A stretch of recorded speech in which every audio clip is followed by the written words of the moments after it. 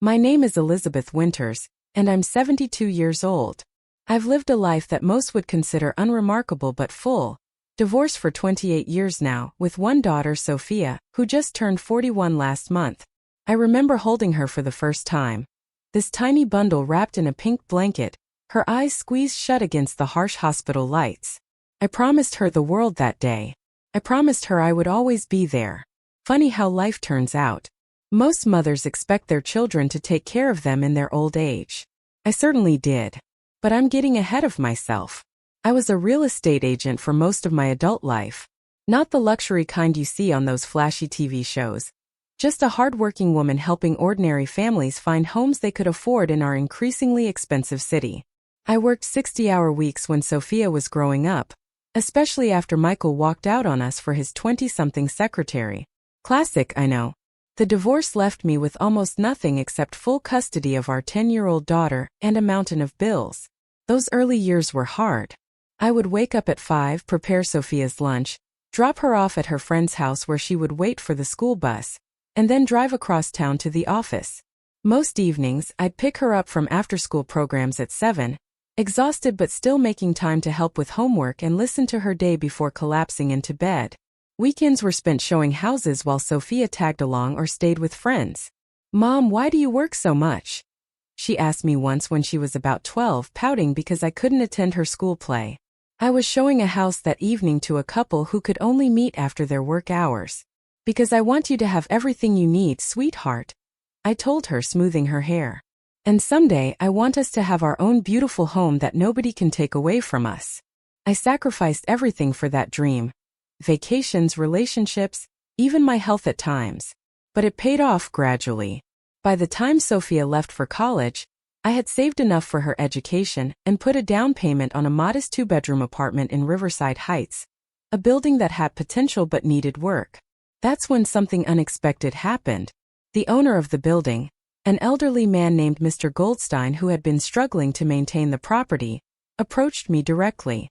"Elizabeth," he said one day, his voice trembling slightly with age, "I've watched how you fixed up your apartment, how you treat this place with respect. I'm getting too old for this headache. Would you be interested in buying the building? I can offer you a fair price, below market value." I stared at him, certain I had misheard. "The entire building? Mr. Goldstein, I'm a single woman with modest savings. I couldn't possibly." But he was insistent. "You understand real estate. You know what this place could be with proper management. I'd rather sell to someone who cares than some corporation that will raise everyone's rent and force them out." So at 55, with a bank loan that terrified me and using every penny of my savings, I became the owner of a 12-unit apartment building. I kept this investment quiet, registered it under my maiden name, Green Properties LLC. Not even Sophia knew. I'd learned from my divorce that sometimes the less people know about your financial situation, the better. For years I poured everything into that building, upgrading plumbing, fixing the roof, modernizing apartments as tenants moved out.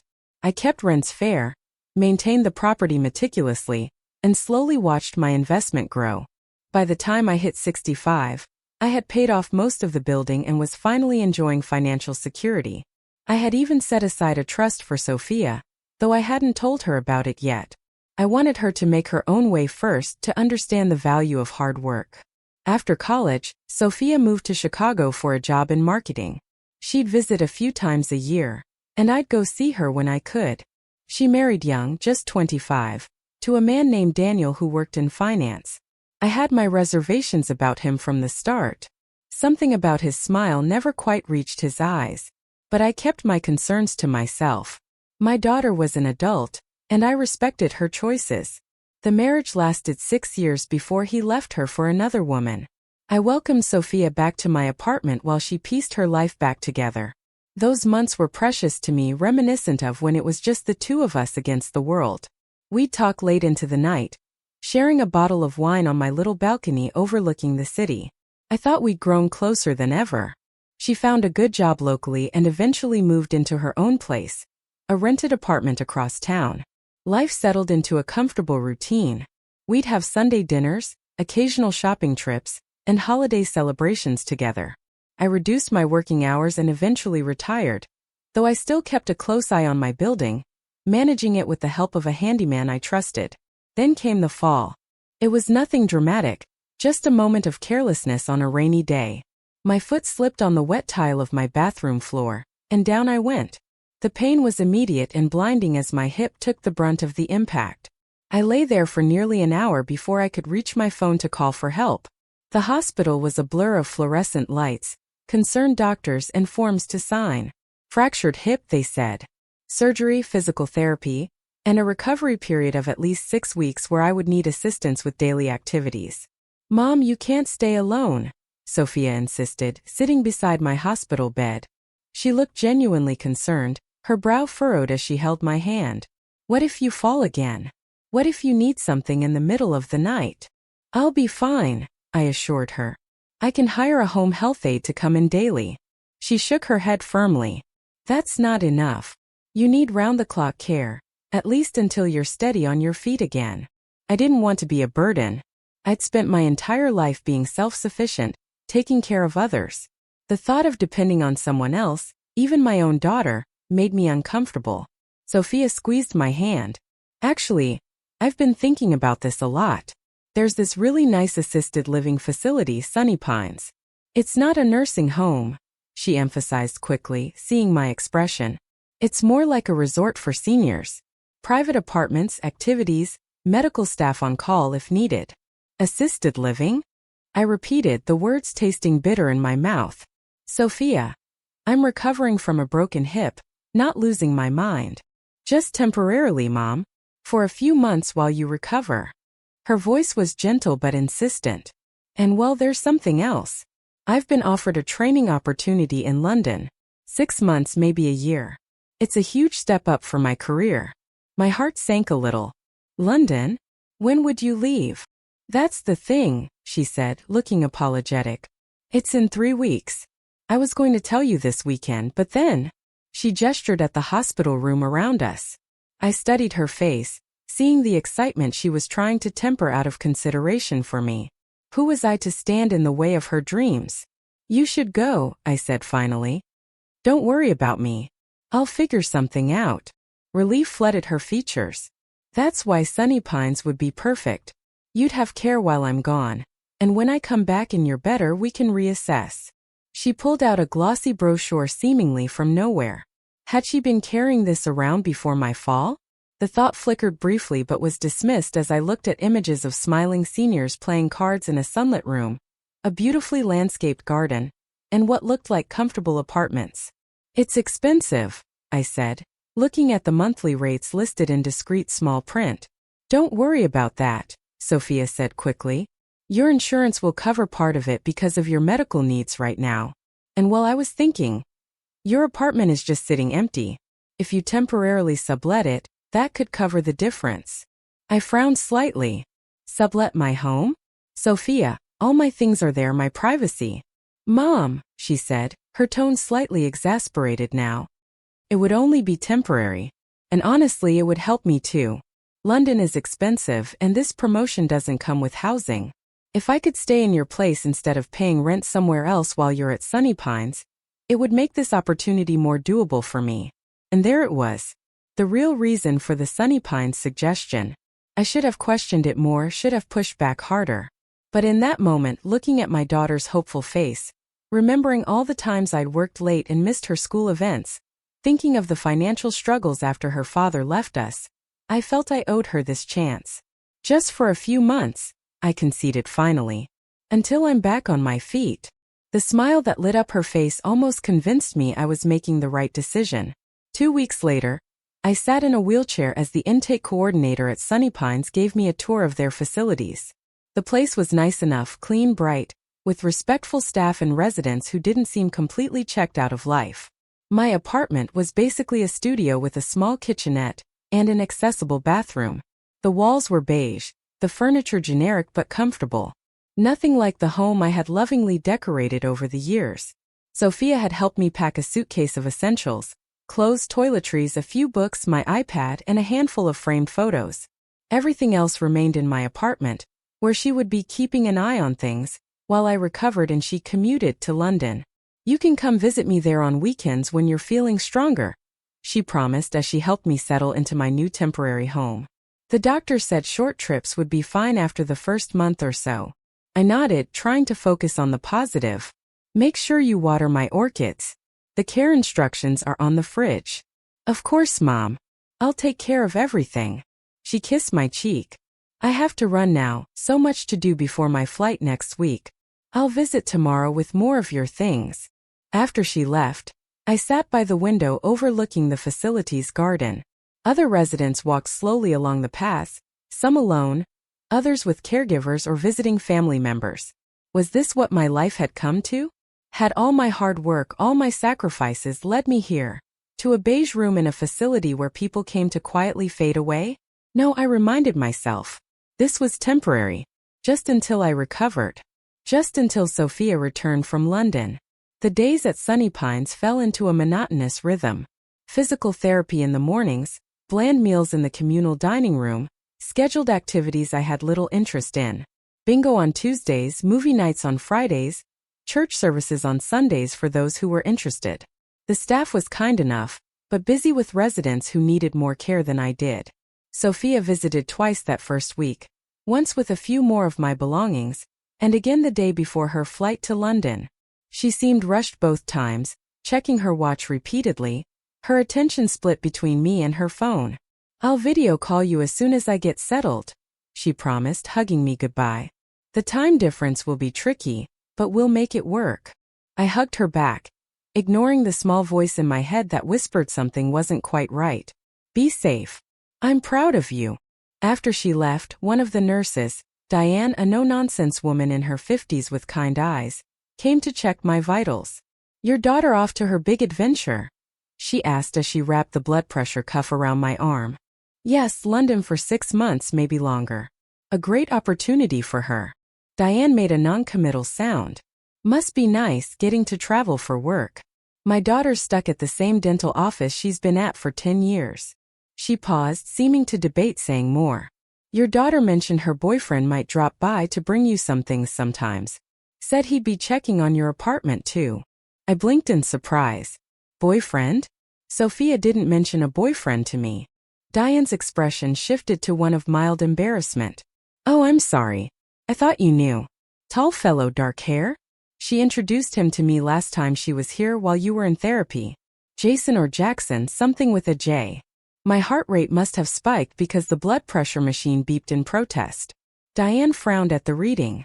Let's try that again, she said. Take a deep breath for me. But my mind was racing. Sophia hadn't mentioned any boyfriend. And why would she introduce him to the nursing staff but not to me? The unease that had been building since Sophia first suggested Sunny Pines crystallized into something sharper, more defined. That night I couldn't sleep. My hip ached, but it was the ache in my chest that kept me staring at the ceiling.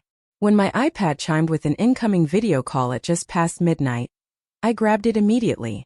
Sophia's face filled the screen, slightly flushed. Mom! Sorry it's so late there. I just got settled in my flat and wanted to check in. I studied her image carefully. The background behind her was dark, offering few details. How was your flight? Long, she said with a dramatic sigh.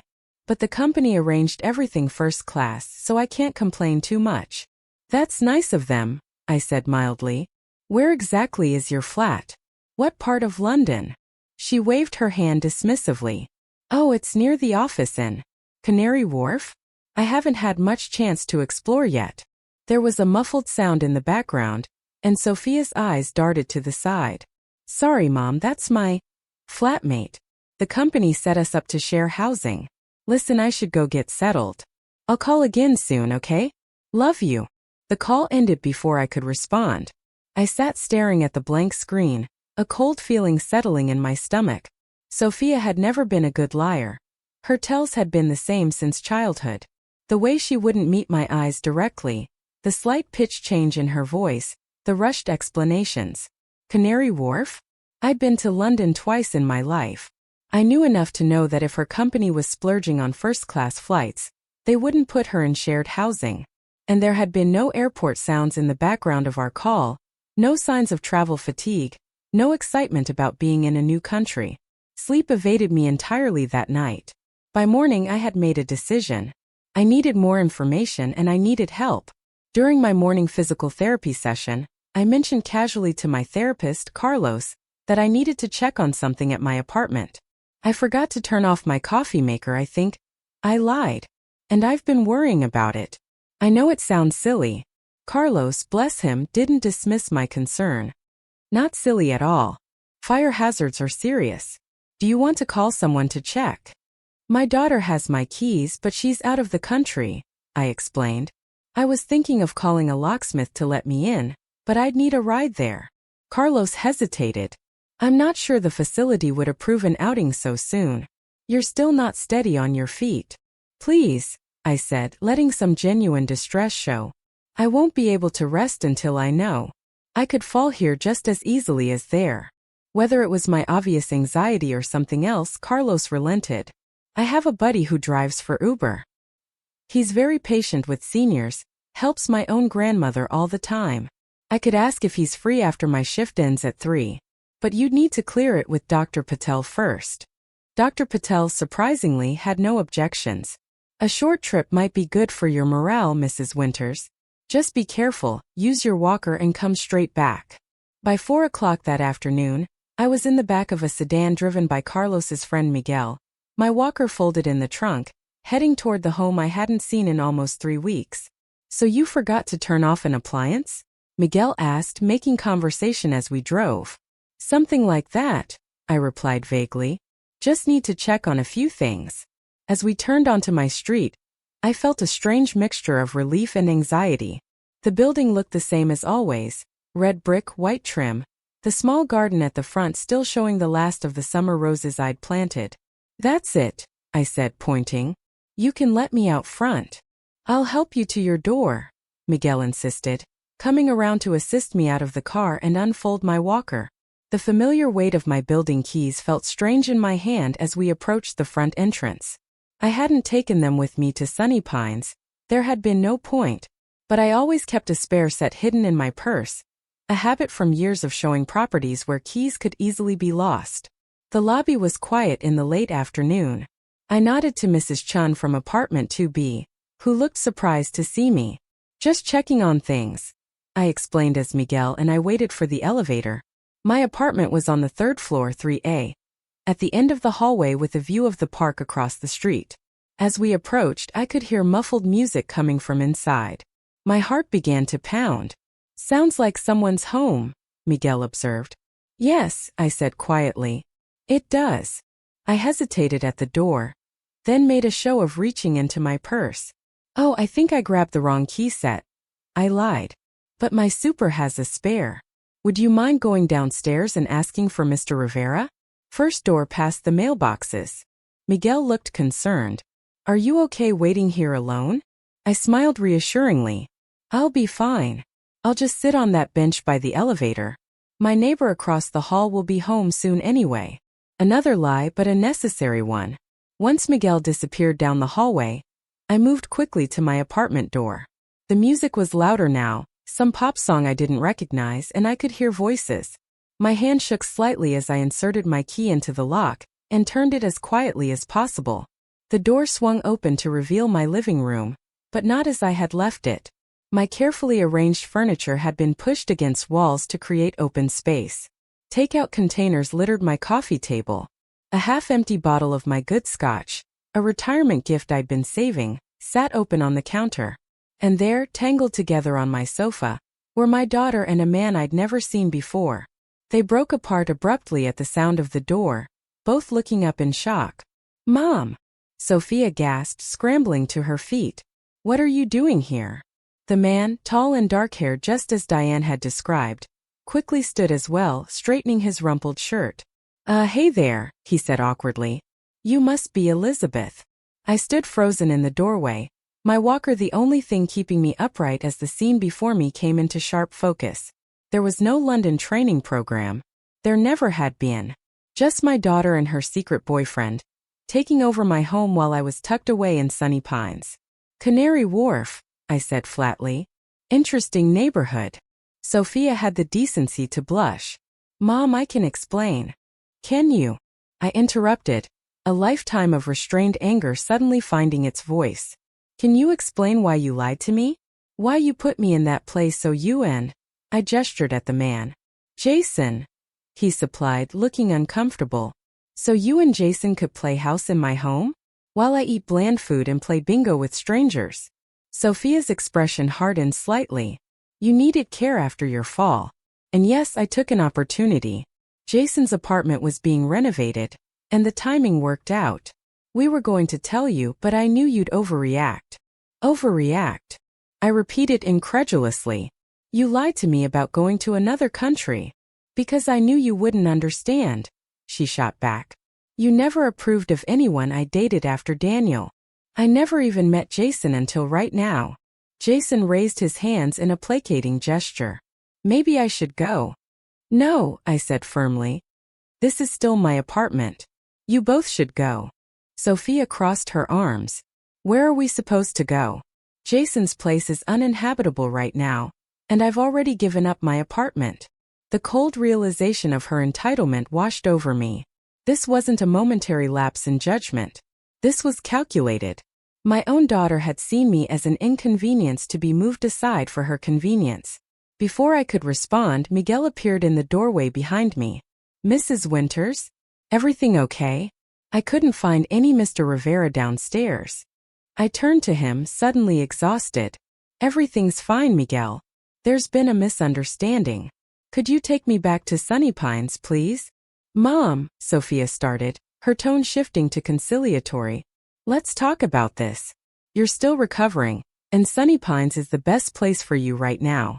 I looked at my daughter, really looked at her, and saw not the child I had sacrificed everything for, but a grown woman who had made her choices. We'll talk later, I said quietly, when I've had time to think. As Miguel helped me back to the elevator, I heard Jason asking Sophia, who I thought I was speaking to in London, if she'd been here the whole time. Her response floated down the hallway. Does it matter? She believed it. Back in the car, Miguel kept glancing at me in the rearview mirror. Rough day? He finally asked. I stared out the window at the passing city. The city where I'd raised my daughter alone, built a career, created a home, and secured my future. Just a reality check, I replied softly. The ride back to Sunny Pines was silent. Miguel seemed to sense my need for space, and I was grateful for that small mercy. My mind was racing, piecing together everything that had happened over the past month. The convenient timing of Sophia's London opportunity right after my fall. Her eagerness to get me settled at Sunny Pines. The rushed visits, the vague video calls, the boyfriend I'd never heard about until today. Had I been so blind? Or had I simply trusted my daughter because that's what mothers do? When we arrived at Sunny Pines, I thanked Miguel and paid him generously from the emergency cash I always kept in my wallet. Are you going to be okay? He asked, genuine concern in his eyes. I managed a small smile. I will be. Diane was at the nurse's station when I returned, her eyebrows rising in surprise. You're back earlier than expected. Everything all right at home? No, I said honestly. But it will be. That night, I lay in my narrow bed staring at the ceiling, mentally cataloging my options. I could confront Sophia directly, demand she leave my apartment. But then what? If Jason's place was truly being renovated, they'd have nowhere to go. Despite everything, I couldn't stomach the thought of making my own daughter homeless. I could return to my apartment and force a cohabitation situation, but the betrayal was too fresh. The image of them on my sofa, surrounded by the mess they'd made of my carefully tended home, made my blood boil all over again. No, I needed a different approach. I needed time and information. The next morning, I called my longtime attorney, Patricia. We'd worked together since my divorce from Michael, and she'd helped me set up Green Properties LLC when I purchased the building. Elizabeth. It's been too long. Her familiar voice greeted me. How are you? I've been better, I admitted, before explaining my current situation, the fall, Sunny Pines, and Sophia's deception. Patricia listened without interruption, then asked, What do you want to do? I'm not sure yet, I said, but I need to know my options. Sophia doesn't know about the building, about Green Properties. I've always kept my finances private. Smart woman, Patricia murmured. Well, as the building owner, You have certain rights regardless of who's occupying your personal apartment. Do you want me to start eviction proceedings against your daughter? The question hit me hard. Did I want to evict my own child? The girl I'd raised alone, sacrificed everything for? No, I said finally. At least not yet. But I do want to restructure some things. Over the next week, with Patricia's help, I set several plans in motion. First, I officially transferred my personal apartment's ownership from my name to Green Properties LLC. Next, I updated my will and trust arrangements, making changes I'd been contemplating for years but had put off out of maternal sentiment. Meanwhile, Sophia had been texting and calling incessantly since my surprise visit. I responded minimally, telling her I needed time to process everything. She oscillated between defensiveness, "You're overreacting, Mom," false contrition, "I should have told you about Jason, but I was worried you wouldn't approve," and attempts to justify her actions. The apartment was just sitting empty anyway. Not once did she offer to move out or acknowledge the fundamental betrayal of trust. 10 days after discovering the truth, I felt strong enough, physically and emotionally, to put the next phase of my plan into action. I asked Dr. Patel for a day pass from Sunny Pines. "Your recovery is progressing well," he noted, reviewing my chart. "A brief outing should be fine. Just don't overexert yourself." This time I called a car service myself. The driver helped me into the back seat with my walker, and I directed him not to my apartment building, but to a small office complex 15 minutes away. The sign on the door read simply, "Green Properties LLC." Inside, Patricia was waiting for me, along with Mr. Rivera, who wasn't just my building's handyman as most tenants believed, but actually the property manager I'd hired when the responsibilities of ownership became too much for me to handle alone. "Mrs. Winters," he greeted me warmly, helping me to a comfortable chair. "It's good to see you." "Thank you for coming on short notice, Carlos," I replied. Patricia had arranged for a notary to be present as well. For the next 2 hours we reviewed documents, signed papers, and finalized the changes to my estate and business arrangements. When we finished, I felt lighter somehow, as if a burden had been lifted. "Are you sure about all this?" Patricia asked quietly as we prepared to leave. I nodded firmly. I've never been more certain of anything in my life. My next stop was my bank, where I closed my joint account with Sophia, opened years ago for emergency purposes, and opened a new account solely in my name. Then, feeling both exhausted and energized, I directed the driver to take me to my apartment building. This time I didn't go upstairs immediately. Instead, I asked the driver to wait while I spoke with Mrs. Chan, who had lived in the building even longer than I had. "Elizabeth," she exclaimed when she opened her door. "Are you back from that place?" "Not yet," I told her. "But soon. May I come in? I could use some tea and conversation." Over jasmine tea served in delicate cups that had belonged to her grandmother, I learned what I needed to know. Sophia and Jason had been living quite openly in my apartment for the past month. They hosted noisy gatherings at least weekly. Jason's prized motorcycle was often parked illegally in the building's loading zone. And most telling of all, they had been heard arguing about money, specifically about whether they should sell the old lady's furniture to make room for the new sectional. The old lady. That's what I had become to my own daughter. Mrs. Chun patted my hand when she saw my expression. "Children think we are disposable nowadays," she said softly. "My son wanted to sell my jade collection last year. Pieces his father gave me irreplaceable. I told him he would get nothing if he kept asking." I smiled wryly. "And did he keep asking?" "No," she replied with a small smile of her own. Amazing how clear priorities become when inheritance is at stake. Armed with this additional information, I finally made my way upstairs to apartment 3A. This time I didn't try to be quiet. I knocked firmly, 3 sharp raps that echoed down the hallway. Jason opened the door, looking surprised and uncomfortable to see me. Hey, Elizabeth. Sophia's not here right now." "That's fine," I said pleasantly. "I came to speak with you anyway. May I come in? It is still my apartment after all." He hesitated before stepping aside, running a hand through his disheveled hair. "Look, about the other day.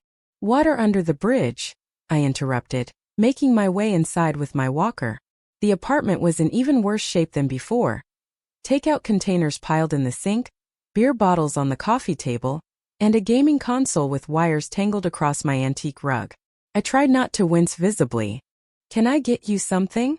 Jason offered awkwardly. "Water or?" "No, thank you." I lowered myself carefully onto an armchair, one of the few pieces of my furniture still in its original place.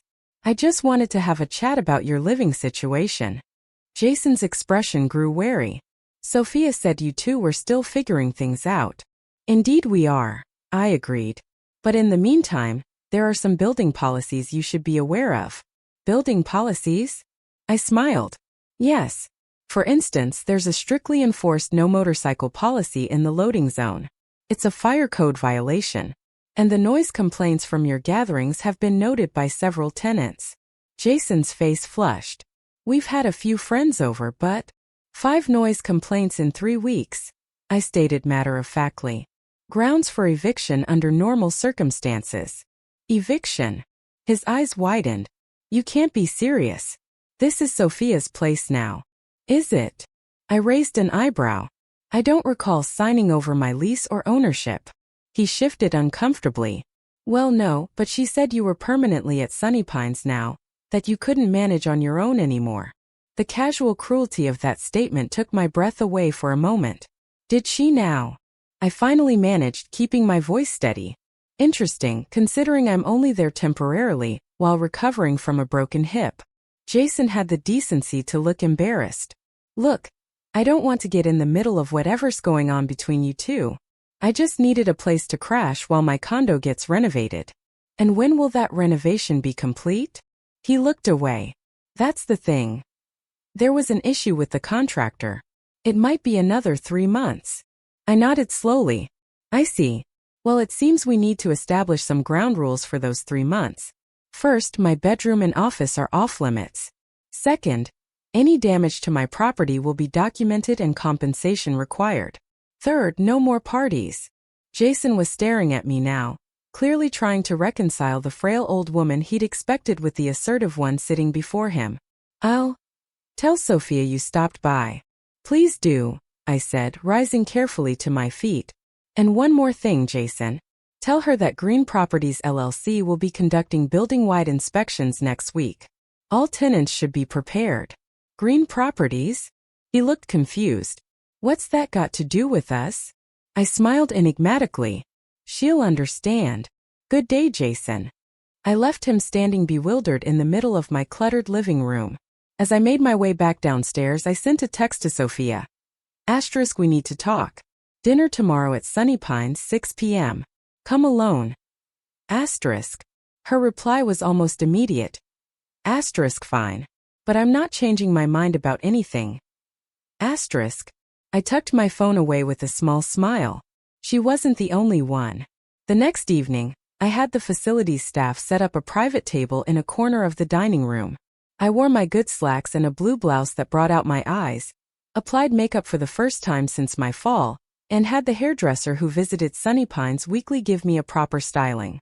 I wanted to look like myself again.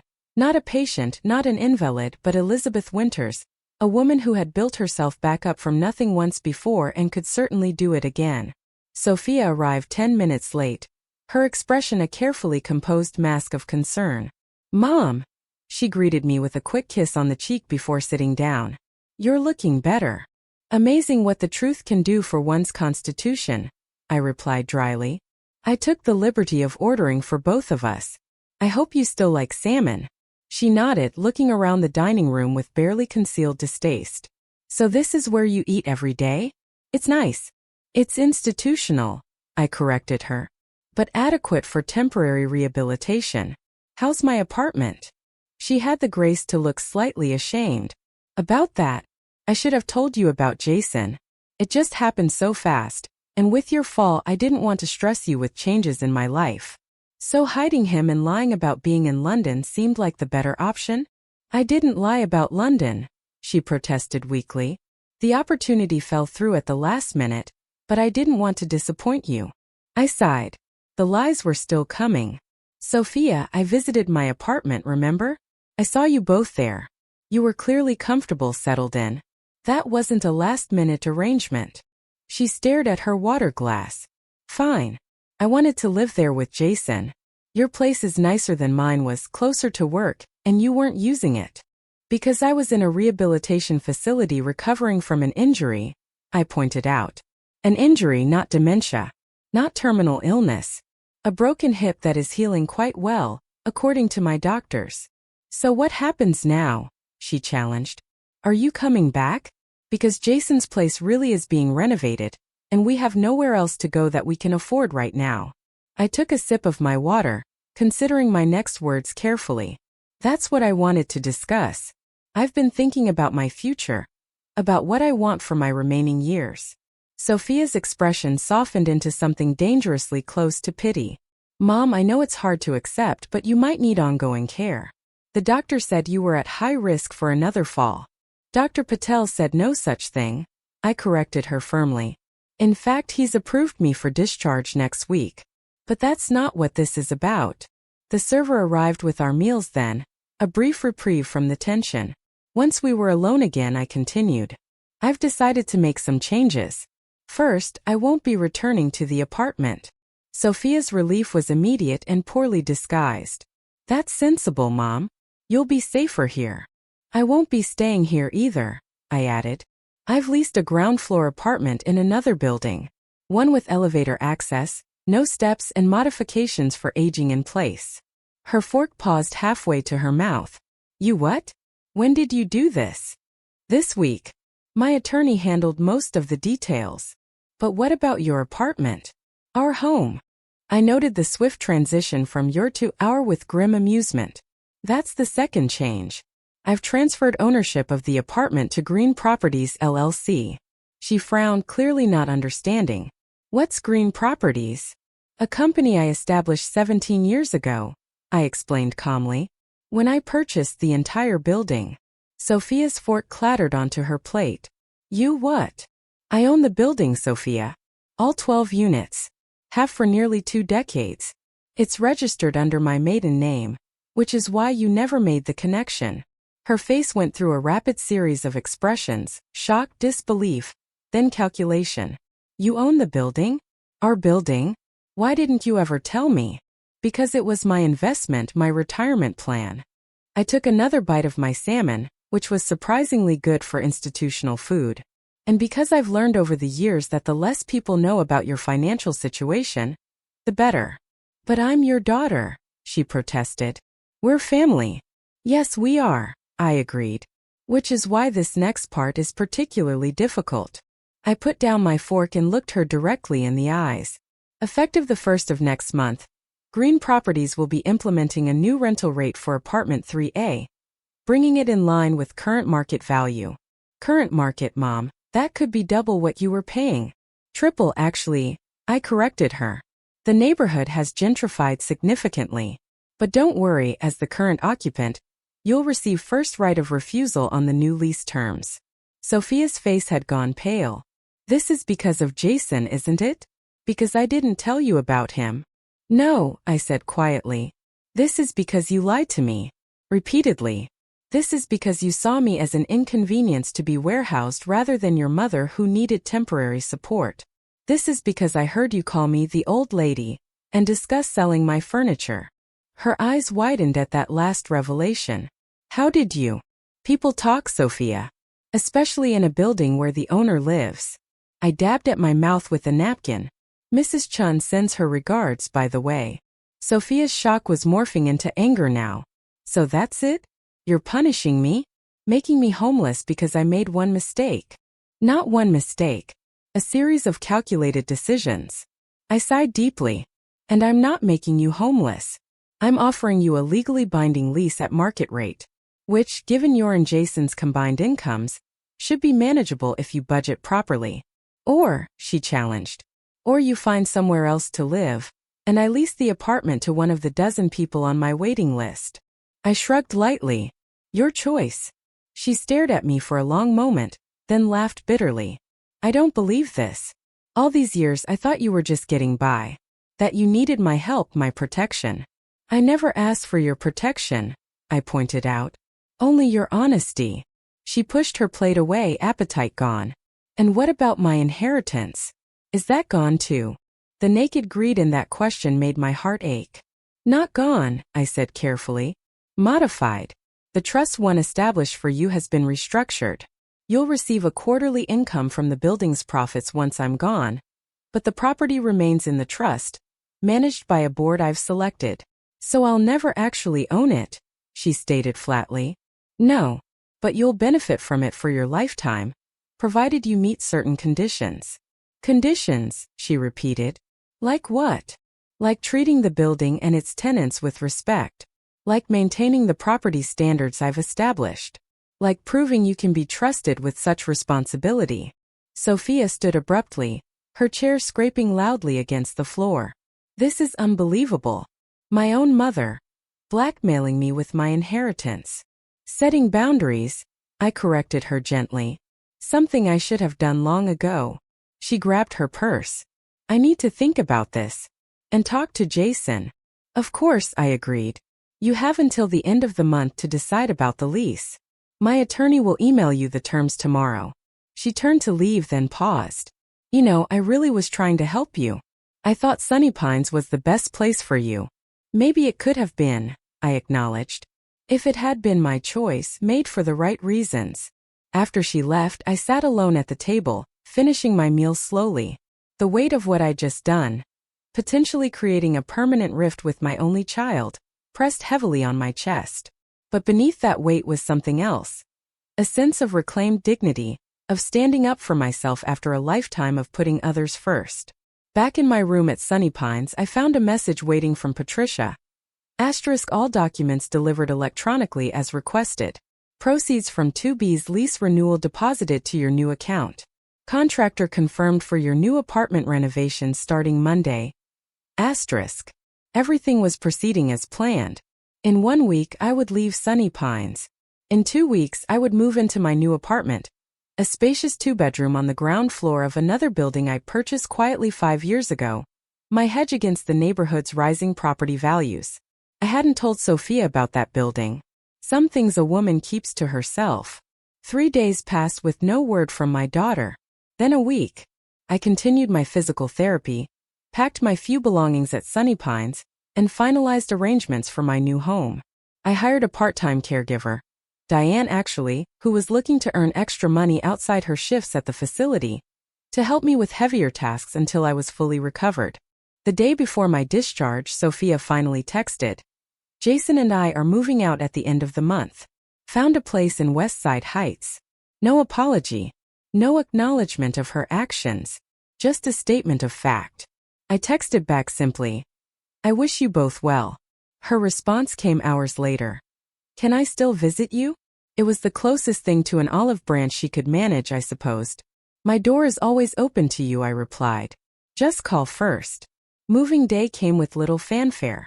Miguel, who had become something of a friend during my stay, helped load my belongings into his car and drove me to my new apartment. It was still being renovated, but the bedroom and bathroom were complete, and the rest would follow in the coming weeks. The space was bright and open with wide doorways for my walker, which I needed less and less each day, grab bars in strategic locations, and a walk-in shower with a seat. The windows overlooked a small community garden where residents tended flowers and vegetables. It wasn't my old place with its carefully curated memories, but it was a fresh start. As Miguel helped me unpack, he asked, Did you ever work things out with your daughter? I considered the question carefully. We're finding a new normal, I said finally. Sometimes relationships need to be rebuilt from the ground up. Like renovating an old building, he suggested with a smile. Exactly like that, I agreed. That evening, alone in my new home, I sat by the window watching the sunset paint the garden in golden hues. My hip ached slightly but less than before.